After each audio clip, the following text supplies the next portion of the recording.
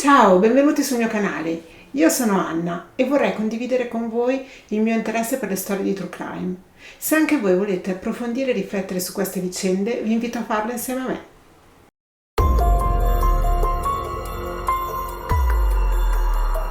Una triste storia di solitudine e di depressione. Una casa che letteralmente nasconde i propri segreti nelle sue mura.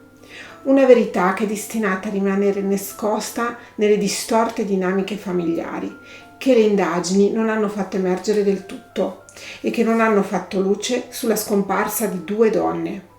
Oggi vi racconto la storia della famiglia Belmonte.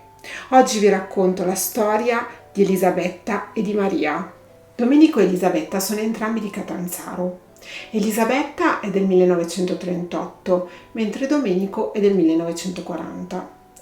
Elisabetta nel 1957, quando ha 19 anni, incontra Domenico e per lui scatta il classico colpo di fulmine e così i due cominciano a frequentarsi.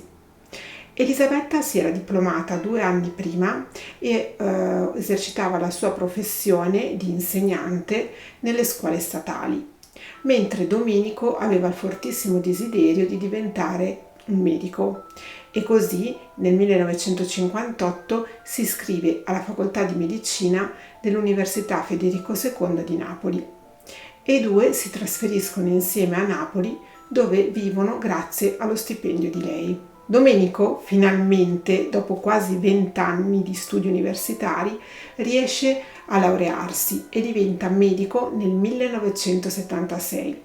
Nel frattempo i due si sono già sposati e hanno già avuto la loro prima e unica figlia, Maria. Domenico riesce a entrare nel carcere di Poggioreale. All'inizio semplicemente con la funzione di medico, ma riesce a fare una rapida carriera e diventare direttore sanitario. Nel 1999 viene assunta anche Maria, sua figlia, che nel frattempo aveva conseguito il diploma da infermiera. All'interno della struttura Maria conosce Salvatore Di Maiolo, infermiere come lei, assunto dal dottor Belmonte e di cui gode di grandissima stima. Maria e Salvatore si frequentano e nel giro di brevissimo tempo si sposano. Un matrimonio però che sarà destinato a durare molto poco, meno di un anno. In questo quadro emerge la figura del dottor Belmonte, che secondo molte testimonianze risulta essere un padre molto severo e che per un motivo ignoto verrà allontanato da casa sua dalle due donne, da sua moglie e da sua figlia. Maria, subito dopo il matrimonio, entra in una profonda crisi depressiva, al punto da tentare il suicidio. Dopo questo evento, la ragazza viene ricoverata in un istituto psichiatrico. Relativamente a questo periodo c'è una testimonianza molto importante di una donna che ha condiviso con lei quei giorni. La donna racconta che Maria si è confidata, raccontandole del suo profondo malessere legato ad alcuni eventi che le erano accaduti da piccola col padre. Infatti da piccola Maria era accudita da suo padre che stava ancora studiando e che di fatto l'ha cresciuta. Maria racconta di essere stata toccata dal padre e racconta di come lui fosse eccessivamente geloso e possessivo nei suoi confronti. Una ventina di anni fa Domenico, che era già direttore sanitario dell'affollato carcere di Poggioreale, decide per sicurezza di trasferire tutta la famiglia nella loro casa delle vacanze a Baia Verde, a Castel Volturno, che ha una serie di villette vacanze sul litorale domizio del Casertano. Elisabetta, la moglie, era già in pensione, mentre Maria era già separata da Salvatore.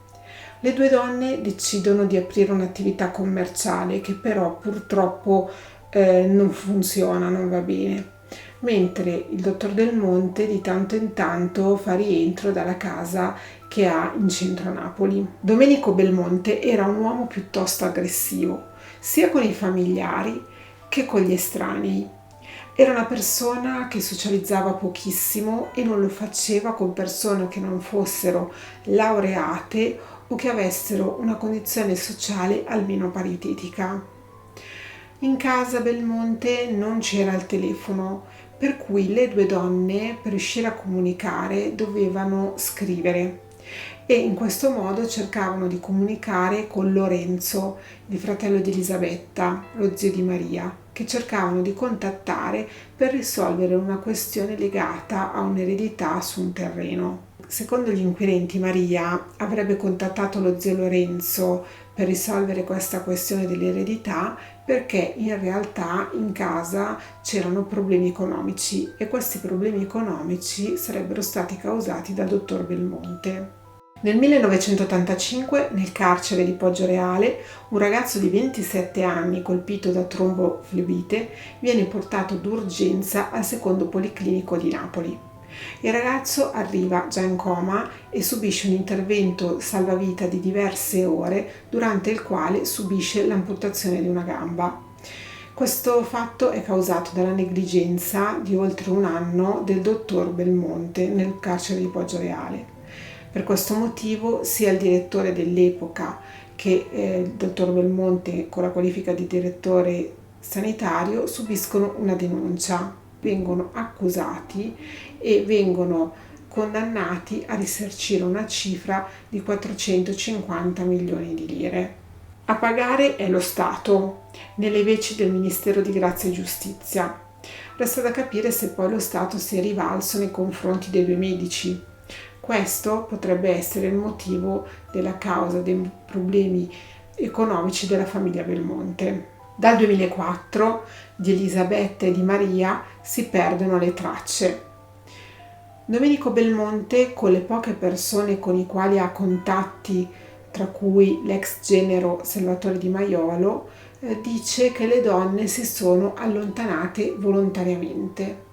Non si sposta più dalla casa di Baia Verde e non sposta nemmeno l'auto della moglie, una Citroen verde che rimane parcheggiata in giardino. Per le due donne, per Elisabetta e Maria, nessuno per 8 anni fa denuncia di scomparsa, nemmeno l'ex marito Salvatore Di Maiolo.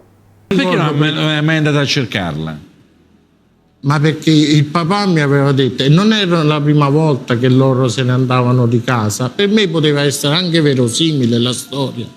Cioè, io una volta che ero separato, non mi sentivo io la persona più adatta a quello di fare sia una denuncia di scomparsa, perché io gliel'ho sempre detto al dottore, per me era lui che si doveva muovere. Quando il fratello ha fatto la denuncia, io vicino al dottore, testuali parole, ho detto ha fatto bene, forse cosa che avremmo dovuto fare noi. A far scattare l'allarme sarà solo Lorenzo Grande, il fratello di Elisabetta, un medico di Catanzaro, che era già andato a denunciare nella propria regione i dubbi sulla scomparsa della sorella e della nipote, ma che poi nell'agosto del 2012 si recherà proprio a Castelvolturno a fare denuncia di scomparsa. Lorenzo si è rivolto anche alla trasmissione Chi l'ha visto, che si è molto interessata e ha seguito il caso. Quando, quel 13 novembre del 2012, i poliziotti sono arrivati alla villetta, il dottor Belmonte si stava prendendo cura del suo giardino. I poliziotti hanno cominciato a scandagliare le aree esterne dell'abitazione, ma il macabro ritrovamento è avvenuto solo grazie al georadar del Gabinetto regionale della Polizia Scientifica di Napoli. Sono stati ritrovati i corpi di Elisabetta e di Maria in un intercapedine della casa, tra la cantina e il primo piano. Uno spazio angusto di soli 16 metri quadrati per 80 centimetri. Il ritrovamento del cadavere delle due donne è stato agghiacciante. Le due donne infatti non erano mai uscite da quella casa e il dottor Belmonte da 8 anni viveva in quella casa con i due cadaveri che si trovavano esattamente sotto la sua camera da letto. I corpi, che non riportavano segni visibili di violenza, erano adagiati uno di fianco all'altro e di fianco ai corpi c'erano dei documenti che gli inquirenti hanno dichiarato essere di grande interesse. Lorenzo Grande si è recato in obitorio per il riconoscimento dei corpi, ma lo ha fatto con estrema fatica perché ormai si trattava solo di un mucchio di ossa ricoperto solo degli indumenti intimi. La morte di Maria Belmonte e di Elisabetta Grande sembra destinata a dover rimanere avvolta nel mistero. Questo perché il medico Domenico Del Monte è morto il 25 gennaio del 2017, prima di essere giudicato dai magistrati. A dicembre era stata fissata l'udienza preliminare da parte del Tribunale di Santa Maria Capua Vetere e il dottor Belmonte si era presentato insieme ai suoi legali. L'uomo si era sempre definito innocente. L'uomo aveva 77 anni ed era gravemente malato. È morto in una clinica in provincia di Caserta, ma i suoi legali, in base al volere del medico, non hanno mai dichiarato né il luogo di morte né il luogo di sepoltura. Il dottor Belmonte infatti desiderava finire nell'oblio. Il dottor Belmonte era stato arrestato, ma scarcerato poi dopo soli 23 giorni dal Tribunale del Riesame di Napoli a causa dell'assoluta incertezza sulla causa della morte delle due donne. Il dottor Belmonte era descritto in passato come un professionista scrupoloso. Ora era un uomo del tutto trascurato, non aveva più contatti sociali e si vestiva soltanto in malo modo per uscire a curare il suo giardino, il giardino di quella villetta che non aveva più abbandonato, quella villetta che ormai era un cimitero. I cadaveri non sono mai stati sotto la casa dove li hanno trovati. Perché li hanno trovati in superficie, e se fossero stati in superficie là dalla puzza si sarebbe dovuto scappare. Una vita dedicata completamente al lavoro, trascurando completamente la famiglia. Sono andato via di casa a più riprese. L'indomani mattina io vado al lavoro alle 7:15, al ritorno non li trovo più. Purtroppo io ho commesso un errore perché non ho fatto una denuncia di smarrimento. Prima di tutto ero sicuro che loro fossero andati a Napoli per 3-4 giorni, 5 giorni, la sera non si ritirarono. Poi cominciai a preoccuparmi, a cercare, andare a destra e a sinistra. Non ho fatto una denuncia di smarrimento perché per me, per il mio decoro, la mia onorabilità, la mia onestà,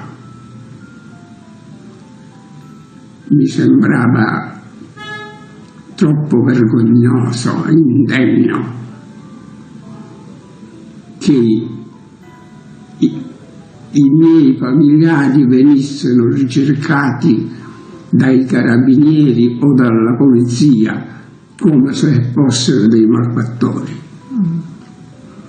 Questo per me era intollerabile, perché io adoravo i miei familiari e non potevo permettere assolutamente che i carabinieri o la polizia li ricercassero come dei delinquenti. Secondo me loro abitavano in un'altra casa dove è avvenuta qualche rapina, qualche cosa. Sono stati privati di tutti gli oggetti che avevano con loro, oggetti d'oro, denaro che non è stato trovato. Poi sono stati sotterrati e portati sotto la casa per fare ricadere su di me la colpa di quello che era accaduto. Le mancano? No, questo non me lo deve chiedere. Se mi mancano non me lo deve chiedere. Va bene, ok.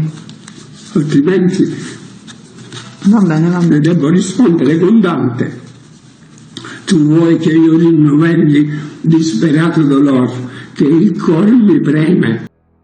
L'uomo si è sempre proclamato innocente e con lui è morto il movente di quell'omicidio, la dinamica e tutto ciò che riguarda la morte delle due donne. Il GIP Emilio Migno ha dichiarato nullo il processo contro il dottor Domenico Del Monte a causa del suo decesso, mentre il 15 marzo del 2017 l'unico altro imputato, Salvatore Di Maiolo, è stato prosciolto perché il fatto non sussiste, nonostante il sostituto procuratore Gerardina Cozzolino avesse chiesto il rinvio a giudizio. Quello che sembrava a tutti gli effetti un duplice omicidio sarebbe stato smentito dalla perizia del dottor Francesco Introna, l'anatomopatologo di Bari, che ha effettuato l'autopsia sui resti delle donne e ha dichiarato che si tratterebbe di suicidio. La conferma arriverebbe da alcuni elementi, dettagli, esami medico-investigativi effettuati dall'esperto, che parla di ingestione di lormatazepam. Non è stato invece possibile accertare quando sono morte Elisabetta e Maria e soprattutto se sono morte contemporaneamente. Nonostante quanto dichiarato da questa perizia, la morte delle donne continua a rimanere un mistero. Dalla perizia del dottor Introna emerge che non c'è nessuna traccia di violenza che può far pensare che le due donne siano state uccise. La putrefazione dei resti è avvenuta nel luogo in cui sono stati ritrovati e non c'è traccia di trascinamento post mortem. La causa della morte sarebbe l'ingestione in dosi massicce del farmaco lormatazepam, che è un farmaco che si assume per alleviare i disturbi del sonno. Oltre a questo, la perizia contiene diversi elementi che fanno molto discutere. Sui resti infatti sono stati trovati tracce di acido muriatico, di DDT, di calce e di topicida, che secondo il dottor Introna sono serviti a lavare ripetutamente le salme. Ma a quale scopo? Per quale motivo? I due vicini, uno che abita a 3 metri e uno a 5 metri con la loro casa, non hanno mai sentito odori. Sono state trovate tracce di lormatazepam in una bacinella che era adagiata accanto ai resti delle due donne. Questa bacinella però conteneva solo il sonnifero, non conteneva tracce di DDT che era invece sparso per tutto il terreno all'interno di quella intercapedine. Quindi si suppone che quella bacinella con quel farmaco sia stata messa lì dopo. Hanno finalmente ricevuto degna sepoltura i resti di Elisabetta Grande e sua figlia Maria Belmonte. Ai funerali hanno preso parte anche la conduttrice della trasmissione Chi l'ha visto, Federica Sciarelli, ed il suo collega Fabrizio Franceschelli, i quali hanno raccontato il loro lavoro sul caso. Oggi c'è il funerale di queste due donne che in qualche modo abbiamo contribuito a ritrovare. Per noi poi è una storia veramente tristissima, ovviamente siamo diventati un po' anche familiari loro, quindi siamo venuti in rappresentanza, ci sto io, c'è Fabrizio Franceschelli di Chi l'ha visto a questi funerali. Vedere, devo dire, 2 scatole dove ci sono i resti delle 2 povere donne fa davvero impressione, neanche una bara, insomma, e poi un processo che ancora deve farsi. Ma l'idea è delle peggiori, intanto nessuno le ha cercate. Belmonte aveva detto che se ne erano andate via volontariamente e era rimasto tutto là, i vestiti, i gioielli, i soldi che non si muovevano dalla banca, quindi insomma dopo che Lorenzo è venuto in trasmissione noi più volte abbiamo detto ma non è che stanno dentro quella casa sepolte nel giardinetto, la scientifica l'ha trovate, ma insomma sicuramente bisognava fare prima, noi lo diciamo sempre, le scomparse volontarie praticamente è difficile che esistano, spesso è omicidio con occultamento di cadavere. Io non faccio parte di questa comunità cristiana, però sono venuto per stare vicino a Lorenzo e ai suoi familiari e soprattutto ai resti di queste 2 povere donne. Se sono qui lo si deve solo a Lorenzo, una persona determinata, una persona che voleva assolutamente conoscere la verità. Quello che ha fatto l'ha fatto per amore ma anche per sete della verità. Questo sostegno voi dovete darglielo, perché lui deve andare avanti, perché in questo momento è riuscito a raggiungere questo piccolo risultato, ma ce n'è un altro più grande ancora, sapere effettivamente cosa è successo a Maria ed Elisabetta. C'è una persona tuttora viva e Lorenzo deve essere supportato, è il marito di Maria, che tuttora è vivo e forse sa qualcosa. Aiutate Lorenzo nel continuare il suo lavoro.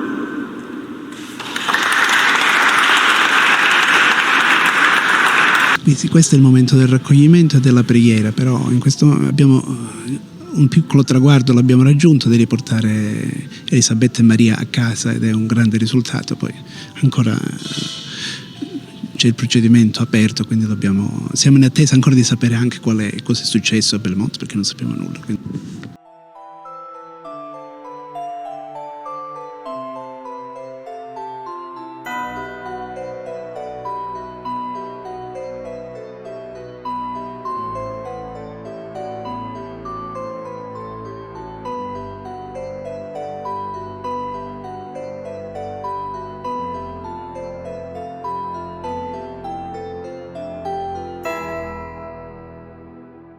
Ecco, lei è stato prosciolto, no? Aveva un'accusa pesante, un'accusa Bravissima. di concorso in omicidio col dottor Belmonte. Come ha vissuto questo sospetto? Malissimo, le lascia immaginare, però sempre con una serenità d'animo di chi è innocente ed è estraneo ai fatti.